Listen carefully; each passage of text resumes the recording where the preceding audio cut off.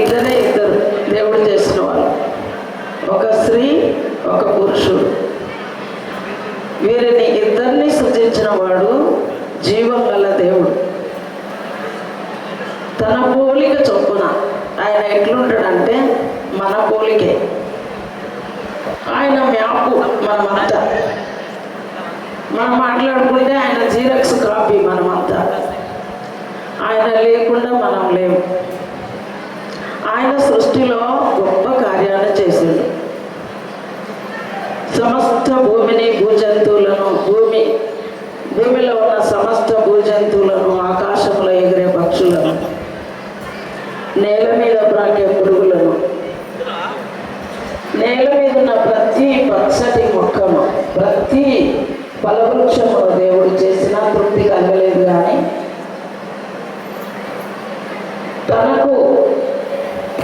తను చేసిన సృష్టిని అంతటిని పాలించుటకు, ఏలుటకు పురుషుని చేసాడు, పురుషుని కొరకు స్త్రీని చేశాడు.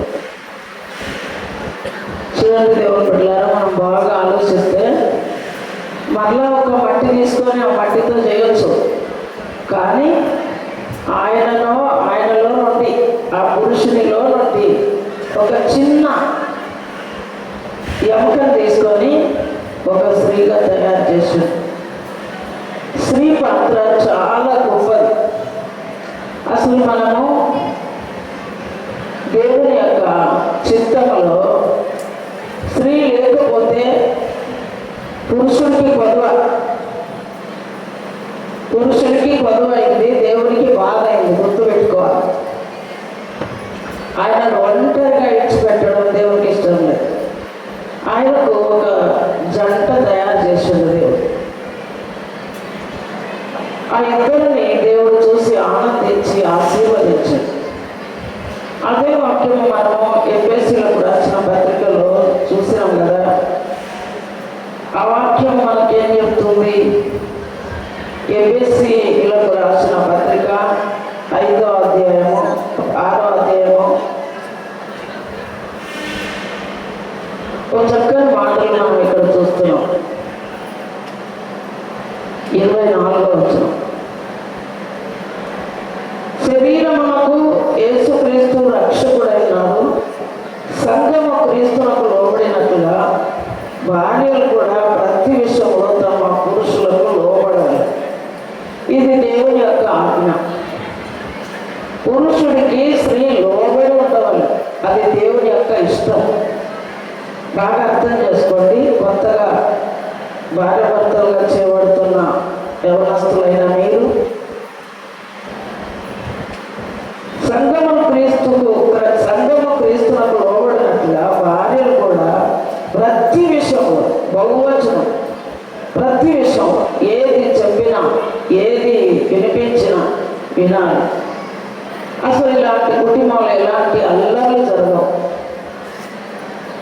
భార్యతో భర్త, భర్తతో భార్య, వాళ్ళిద్దరూ కలిసి ఉంటే ఆ జీవితంలో ఎలాంటి కొరతలు ఉండవు, కొరతలు కలవు. అయితే లోబడి ఉండాలి. మరి పురుషుడైతే ఏం చేయాలి? పురుషులారా మీరు కూడా ఏం చేయాలి? మీ భార్యలను ప్రేమించాలి. భార్యను లోబడి ఉండాలి. భర్త భార్యను ప్రేమించాలి. ఎంత ప్రేమ అంటే వీరు ఇద్దరే కానీ ఒకరిలో నుండి ఇద్దరే కానీ వేరు కాదు. గుర్తుపెట్టుకోవాలి. ఇక్కడ మనం అందరం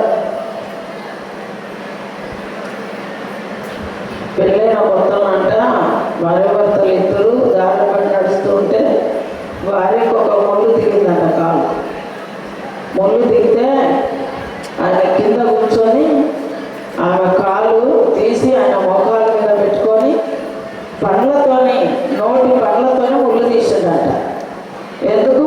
భార్య అంటే అంత ప్రేమ. ఆమెకు ముళ్ళు దిగితే ఆయనకు దిగినంత బాధ. ఈ కొత్త వివాహ జంటలో ఇప్పుడున్న ప్రేమ, ఇప్పుడున్న గౌరవం, ఇప్పుడున్న ఆనందము, ఇప్పుడున్న సంతోషము, సమాధానము ఈ లోకము నుండి ఎడవాసే వరకు ఉండాలి. మరణం మనల్ని భార్య మాట భర్త, భర్త మాట భార్య అంటే ఆ కుటుంబం ఎంతో బాగుంటుంది. చాలామంది స్త్రీలు పరిశుద్ధ గ్రంథంలో దేవుని చేత కొనియాడబడిన వాళ్ళు ఉన్నారు. సృష్టికి ఎంతో మాదిరిగా అలంకారంగా ఉన్నారు. ఎంతో గనురాములైన స్త్రీలు ఉన్నారు. వారు కనిన పిల్లలు ఎంతో గనులుగా కూడా ఉన్నారు. అందుకని దేవుని చిత్తం నెరవేర్చాలి స్త్రీ పురుషుడు. తన భర్తకు భార్య లోబడి ఉండాలి, భర్త భార్యను ప్రేమించాలి. తనను ఏ విధంగా ప్రేమించుకుంటుండో తన భార్యను కూడా అదే విధంగా ప్రేమించాలి. ఎందుకు ప్రేమించాలి? ఆదాము అన్నాడు కదా, ఇది నా ఎముకలో ఎముక, నా మాంసంలో మాంసము, ఇది నా నుండి తీయబడింది, ఇది నా మనిషి, నా భార్య, నా నారి అని పేరు పెట్టుకున్నాడు. అదేవిధంగా బాగా అర్థం చేసుకోండి, దేవుని చిత్తం జరగనివ్వండి. ప్రతి కుటుంబంలో భర్త భార్యను ప్రేమించాలి, భార్య భర్తకు లోబడాలి. చూడండి, భార్య ఎప్పుడు లోబడి ఉంటే మన భర్త కూడా ఎప్పుడు ప్రేమిస్తూ ఉండాలి. ఎవరు దీన్ని అలసిగా తీసుకోవద్దు. ఒకరినొకరు గౌరవించాలి. ఇంత బహిర్గతంగా క్రైస్తవ వివాహం జరుగుతుందంటే ఎంతో మందికి మనం మాదిరిగా దేవునికి మహిమ తెచ్చేవారిగా మనం ఉండాలి. ఒక్క శరీరం, మొట్టమొదట ఒక్క శరీరం. వాళ్ళు ఒక్కరు కాక ఇద్దరు, ఇద్దరు పోయి ఒక్కటవుతారు. ఇప్పుడు ఏమవుతారు చెప్పు బిడ్డ, ఫోటో తీస్తున్న బిడ్డ, ఇద్దరు పోయి ఏమవుతారు? ఒక్కరవుతారు. ఫస్ట్ ఒక్కరే, ఒక్కరు పోయి ఇద్దరు అయినారు, ఇద్దరు పోయి మళ్ళీ ఒక్కరు అవుతారు. పురుషుడు దేవుని మహిమ, స్త్రీకి మహిమ ఎవరు? పురుషుడు. పురుషునిలో నుండి తీయబడింది స్త్రీ. ఒక చిన్న పాత్ర, మంచి సహాయకురాలు. దేవుడు ఇష్టపడి చేశాడు స్త్రీని. తన కుమారుడైన ఆదాము ఒంటరిగా ఉండకూడదని ఒక మంచి సహాయకురాలను ఇచ్చాడు. ఆయనకు మంచి సహాయకురాలుగా ఉండడం. చూడండి, సహాయకురాలు ఇల్లుకి పనిచేసే స్థితిలో ఉండొద్దని దేవుడు చెప్తాం. అందుకని ఇక్కడ చూడండి, తన సొంత శరీరం వల్లనే తన భార్యను ప్రేమింపబద్ధులైన శరీరం, ఒక్కటే శరీరం. మీరు అర్థం చేసుకోవాలి. మీ చేతిలో కూడా, పెళ్లి పిల్లల చేతిలో కూడా బైబిల్ ఉంది. మీరు తెరిచి చదువుతున్నప్పుడు వారు ఏమైనా చెప్పండి, పురుషుని శరీరంలో నుండి వచ్చిన స్త్రీ కాబట్టి పురుషుడు తన సొంత శరీరం వలె తన భార్యను ప్రేమింపబద్ధుడైనాడు. తన భార్యను ప్రేమించేవాడు తనను ప్రేమించుకొంటున్నాడు. తన శరీరమును ద్వేషించిన వాడు ఎవరు లేదు, కానీ ప్రతివాడు దాన్ని పోషించి సంరక్షించుకోడు.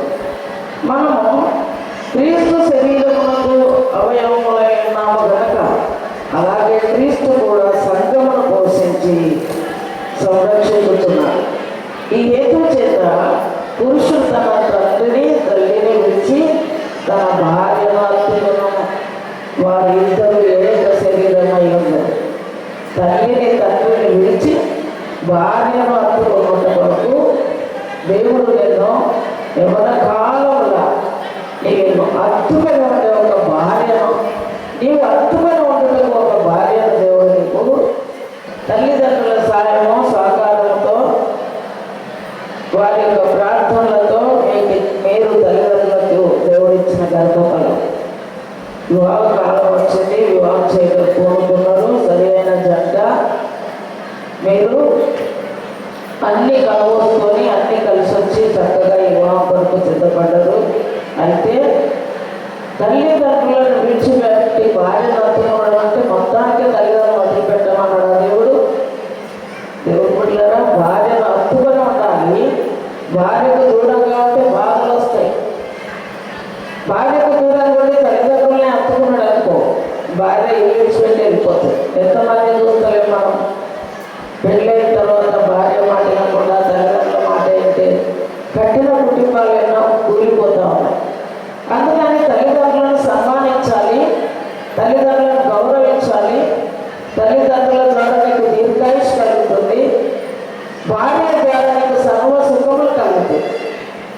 భార్యకి ఎప్పుడు సహాయపడాలి. నీ కష్టంలో, నీ దుఃఖంలో నీకు బాల్య భాగస్తురాలు, నీ పక్క నుండి నిన్ను ఆదరిస్తుంది, ఓదారుస్తుంది. అందుకని భార్యను దేవుడు నీకు ఇచ్చిన తర్వాత తల్లిదండ్రులను మర్చిపోయి భార్యని అత్తుగా ఉండడం కాదు. తల్లిదండ్రులను సన్మానించాలి, భార్యను కూడా ఆమె యొక్క అవసరంతో తీర్చాలి. ఆమెని ఆధీనంలో ఉన్నంత కాలం నీవు ఆమెను ప్రేమించి, సంరక్షించి, పోషించి నీ శరీరాన్ని కాపాడుకున్నట్టు నీ భార్యను కాపాడాలి. అందుకని ఇక్కడ ఈ మర్మం గొప్పది. అయితే నేను క్రీస్తుని గురించి, సంఘం గురించి చెప్తున్నాను. మెట్టుకు మీలో ప్రతి పురుషుడు తను వల్ల తన భార్యను ప్రేమింపవలను. భార్య అయితే తన భర్త ఎంతో భయం కలిగి ఉన్నట్టు చూసుకోవాలి. తనను ప్రేమించుకున్నట్టు తన భార్యను ప్రేమించాలి. భార్య అయితే తన భర్త ఎడల భక్తి కలిగి, భయం కలిగి ఉండాలి. ఇప్పటిలో లేదు, సమానత్వము అన్నింటిలో సరిసరం. అది కాదు, ఒకప్పుడు అయితే మన తల్లిదండ్రులు అంటే నాకు ఇప్పుడు 62 సంవత్సరాలు. మా తల్లిదండ్రుల జీవితాన్ని తలచుకుంటే అలాంటి వాళ్ళు ఇంకా భూమి మీద పుట్టారనిపిస్తాయి. అంత త్యాగం పడుతున్నారు. ఒకరి మాట ఒకరి జీవితాన్ని ఎంతో అమూల్యంగా వాళ్ళు గడిపారు. అందుకని దేవుడులారా, మరి బైబిల్లో యోగ్యురాలు తన పెరుగుడికి కిరీటం లాంటి అమ్మ ఇక్కడ యోగ్యురాలు తన భర్తకు కిరీటం లాగా ఉంటుంది. సిగ్గు తెచ్చేది ఎముకలకు గుళ్ళులా ఉంటుంది, రోగంలాగా ఉంటుంది. అందుకని గయ్యాలి అయిన బాధ్యత కాపుగా ఉండట కంటే మిద్ద మీద ఒక మూలన ఉండట మేలు అంటారు. గయ్యాలి భార్య ఉంటే సుఖం ఉండదు. అటువంటి భార్యతో కాపుగా ఉండట కంటే మిద్ద మీద ఒక మూలన ఉండట మేలు. మరి ఇంకొక స్త్రీ గురించి చెప్తా ఉంటాం. అంటే జ్ఞానవంతురాలైన స్త్రీ తన ఇల్లు భర్త, మూర్ఖురాలైన స్త్రీ తన చేతులతో తన ఇల్లు ఊడబెట్టుకుంటారు. జ్ఞానం వల్ల కుటుంబ జీవితం కట్టబడతాయి. ఎంతో జ్ఞానం. ఇద్దరి మధ్యలో ఉన్న గుర్తును దాచుకోవడం, భార్య భర్తల మధ్యలో ఉన్న మర్మం, కష్టం, దుఃఖం అన్నీ దాచుకొని మూడవ చోట వినబడకుండా, మూడవ వ్యక్తికి తెలియబడకుండా అమ్మా అనుభవించి చెప్తున్నా నేను. ఇద్దరిలో ముగ్గురిని చేర్చకుండా, ముగ్గురు 10 మంది రోజులు ఈ మాటలు పడకుండా ఎంతో జాగ్రత్తగా జీవితాన్ని కట్టుకోవాలి. దీవెన ఎంతో జాగ్రత్తగా కట్టుకోవాలి. నిన్ను చూసిన వారందరూ నిన్ను దీవించాలి.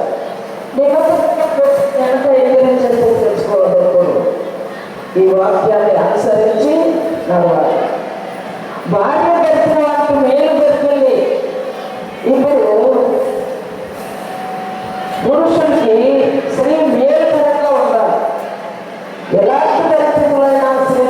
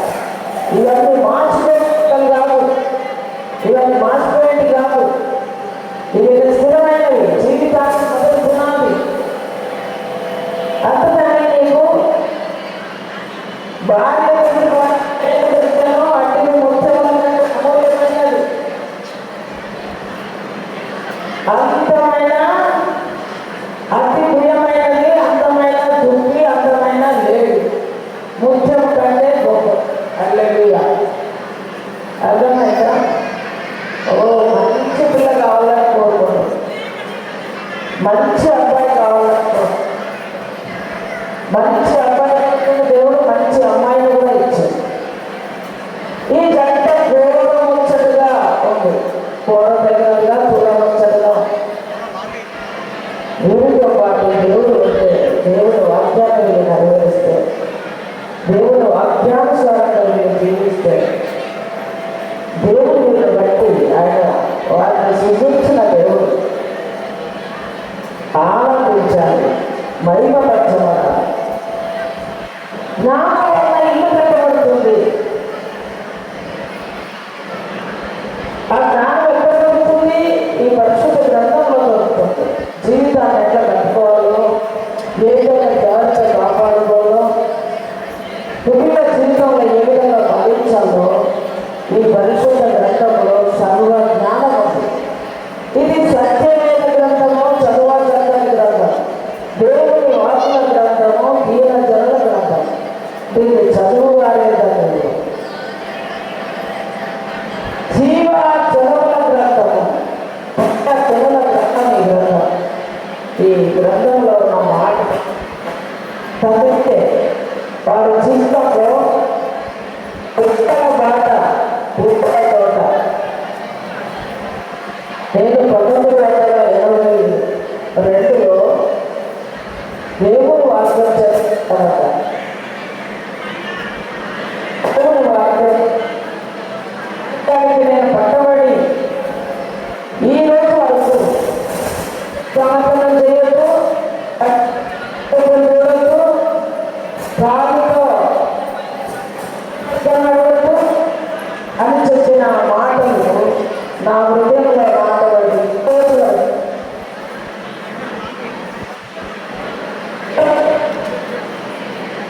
నా మనసు కట్టబడింది. సత్యానికి నేను లోపడిపోయినా దేవుడు ఈ వాక్యానికి అంత శక్తి ఉంది. మనిషిని నిలబెట్టే శక్తి, బలపరిచే శక్తి, జ్ఞానం కట్టే శక్తి, ఆదరించే శక్తి పరిశుద్ధ గ్రంథంలో. అందుకని దేవుడు ఎంతో ఘనమైనది, విలువైనది. చూడండి,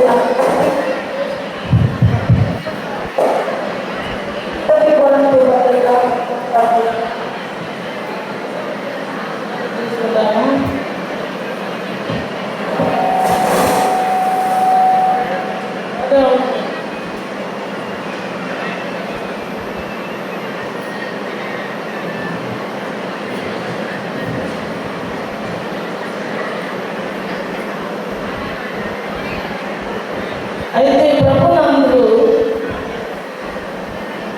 ప్రభునందు స్త్రీకి వేరుగా పురుషుడు లేడు, పురుషునికి వేరుగా స్త్రీ లేదు.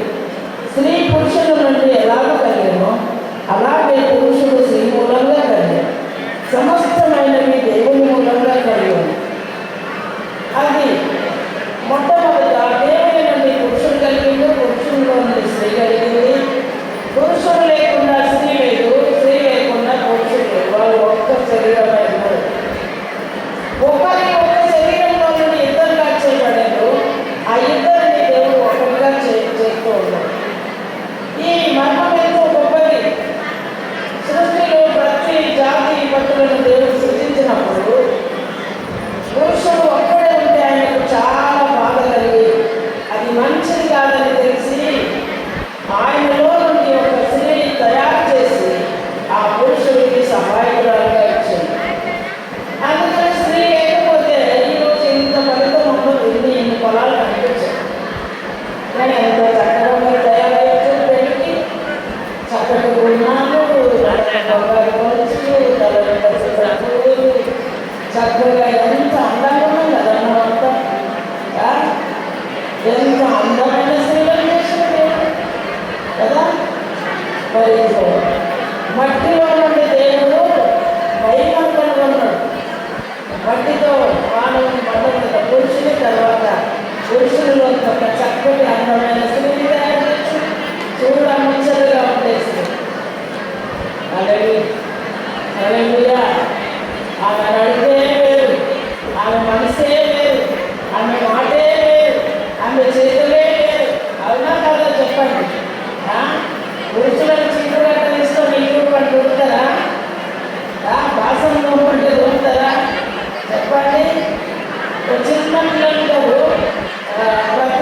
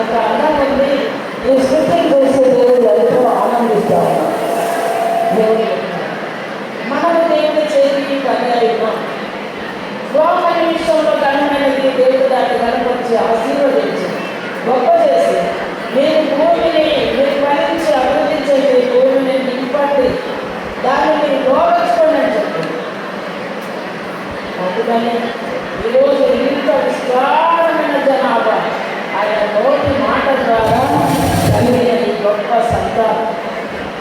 ఈ నరపుత్రులందరూ కూడా ఆయన నోటి మాట ద్వారా కలిగిన వాళ్ళని మనమంతా. ఆకాశ నక్షత్రాలంత సంతానం, ఇస్రాయేలులంత సంతానం. మనలాగా పశువులలో, వార్తలలో, కుక్కలు మనం ఎవరి పోలిగా దేవుడి సృష్టి అయినా. అందుకని చూడాలి, గృహమును, విత్తనమును, గుణవతైన భార్య, దేవుడు ఇచ్చిన దానం, ఇతరులిచ్చిన స్వాస్థ్యం. తల్లిదండ్రులు ఆస్తులు ఇస్తారు, దేవుడు పురుషులకు భార్యను ఇచ్చాడు. భార్యతో పాటు సర్వాన్ని సమస్తం ఇచ్చాడు. అందుకని ఇదంతా కూడా దేవుని యొక్క చేతిలో. సృష్టిలో మనం ప్రధానంగా ఉన్న కొరకు దేవుడు మనల్ని తక్కువలో తక్కువ చేసి, అందుకని వాక్యం చదవాలి. స్త్రీ పురుషుల యొక్క జీవిత విధానమును పరిశుద్ధ గ్రంథంలో యొక్క దయమైనది, విలువైనది. ఆయనను కొనియాడని స్త్రీలు ఉన్నారు. ఎలిజబెత్, జకరేలు, లోకాలను ఇచ్చిన పుత్రులు ప్రభు యొక్క సకల ఆజ్ఞలను పాటించి నెరవేర్చి దేవుని భయభక్తులు కలిగి దేవుని ఇష్టమైన జీవితాన్ని జీవించి వామైన మొదలుకొని వృద్ధాప్యం వరకు వారు ఒకరి మాట ఒకరి దేవుని యొక్క సకల ఆజ్ఞలు నెరవేరుస్తూ నీటిలో పండు ముసలులై వరకు దేవుడు అడుగుతాడో కదా. ఆ పండు ముసలి వారికి ఒక కుమారుని ఇచ్చాడు. ఆ కుమారుని గురించి యేసుక్రీస్తు చెప్పాడు.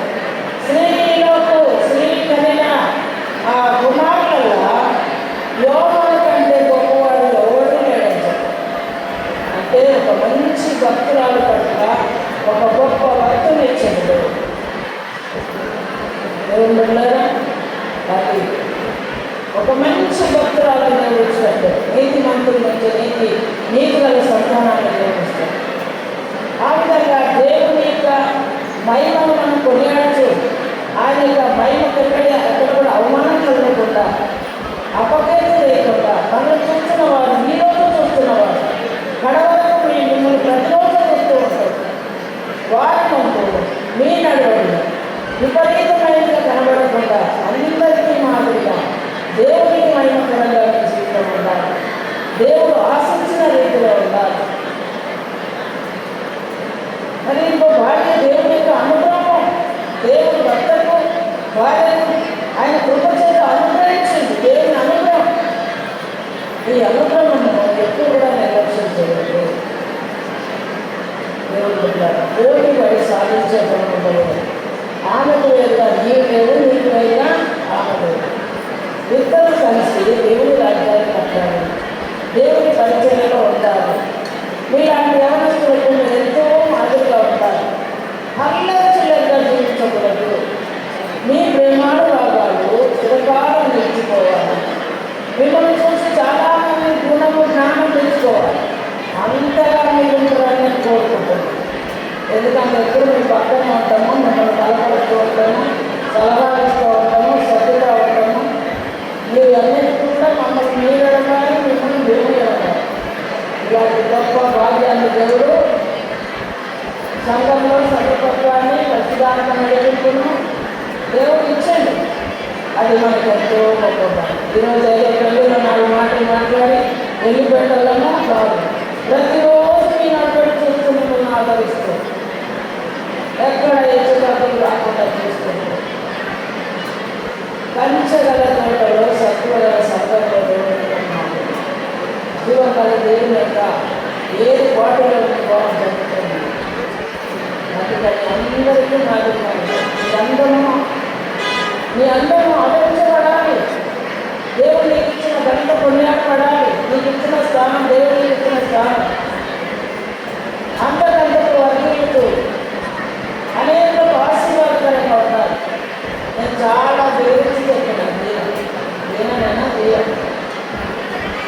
మా వాళ్ళంతా ఏమనుకుంటున్నాం, మా అబ్బాయి అంటే ఏమనుకుంటున్నాం, మా బంధువులతో ఏమనుకుంటున్నాం, మా సహోదరులు ఏమనుకుంటున్నాం, బాగా బెదిరించి తగ్గించి చెప్పండి.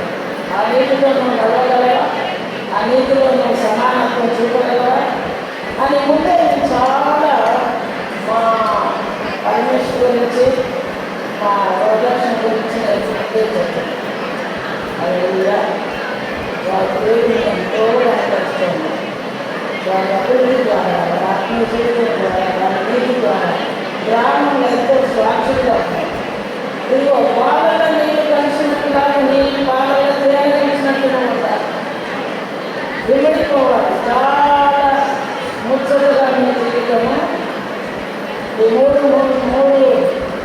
గంటల దాడితో 3 గంటల్లో 3 గంటల జీవితము గడవరకు మీరు దేవుడికి సాక్షులుగా ఉన్నారు. నేను కోరుకుంటున్నా, జీవిస్తున్నా. ఏం చేయాలి? భార్య భర్తను, భర్త భార్యను ప్రేమించాలి, భార్య భర్తకు లోబడి ఉండాలి. తల్లి ప్రేమించుకున్నట్టే అంటే యవనస్తులైన పెళ్లి కుమారుడు తల్లి ప్రేమించుకున్నట్టే తనకు దేవుడిస్తున్న భార్య కూడా ప్రేమించాలి. భార్య అయితే భర్త యొక్క భయం కలిగి ఉంటున్నట్టు చూసుకోవాలి. అది చాలా అందుకే ఒకరిని ఇద్దరుగా చేస్తుంటే ఇద్దరిని మళ్ళీ ఒకటిగా చేస్తుంటారు. ఎల్లప్పుడూ ఒకటిగా ఉన్నారు.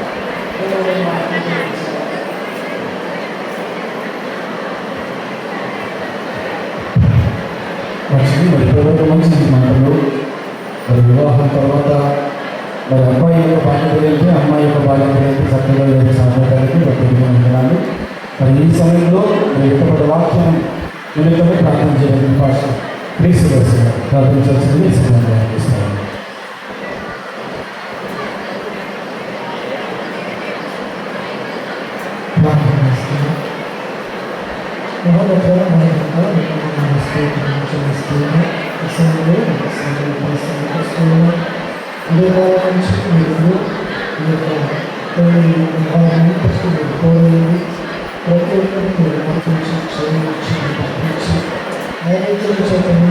ఈ స్వరూపును సమకూర్చి ఈ వివాహం ఘనంగా జరుగుతుంది. మీ మాట చేత, మీ యొక్క హెచ్చరికల చేత, మీ యొక్క స్వరం వినిపించేందుకు చెల్లిస్తున్నాం.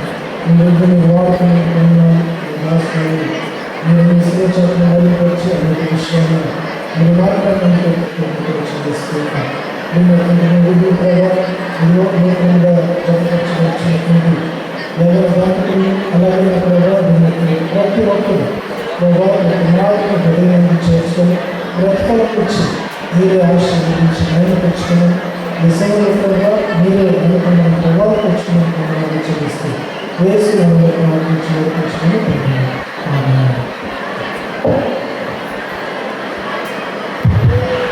మంచిది. దయచేసి అందరికీ ఉన్నట్టేనా?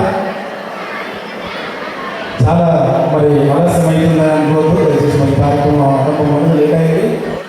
ఒక్కసారి మా కోరిక మేరకు ఒక్కసారి సంతోషంగా ఉన్న వాళ్ళు ఎవరైతే ఉన్నారో అందరూ గట్టిగా చెప్పడం. ఒకసారి సంతోషంగా ఉన్న వాళ్ళు మాత్రమే కొట్టారు గట్టిగా. మంచిది. మంచి సమయంలో ఆల్మోస్ట్ అందరూ సంతోషంగా ఉన్నట్టుగా మాకు తెలియజేస్తా ఉన్నారు. అందులో బట్టి మాకు కూడా సంతోషం. ఈ సమయంలో ఒక్క చిన్న పాట పాడుకుని మనందరికీ ఏదైనా కార్యక్రమంతో కూడా మరి ముగింపులోకి వచ్చిన మనం అందరం కూడా ఎదురు చూస్తున్నటువంటి కార్యక్రమం. హల్లెలూయా.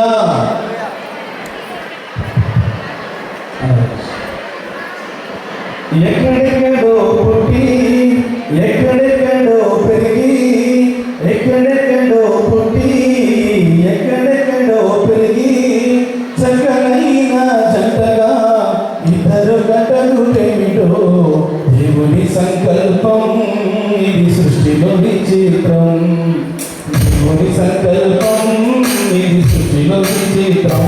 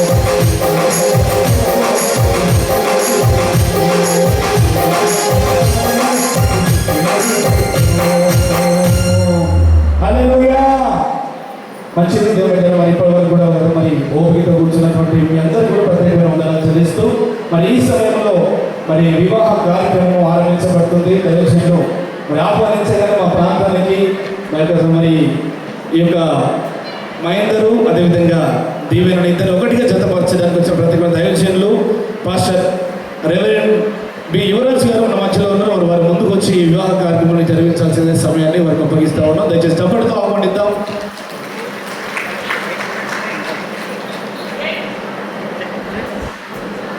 చూడు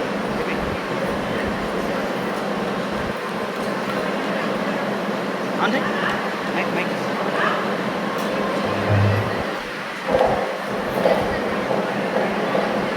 ప్లీజ్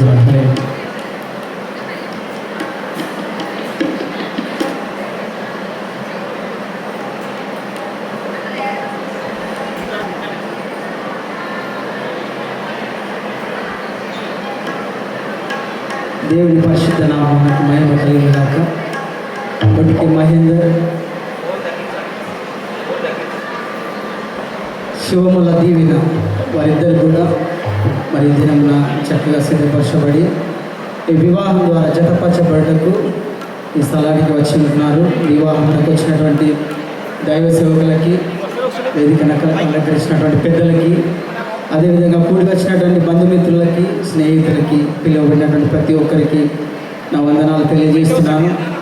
అదేవిధంగా ఆర్కెస్ట్రా వారికి, మీడియా వారికి, ఫోటోగ్రఫీ వారందరికీ కూడా వందనములు.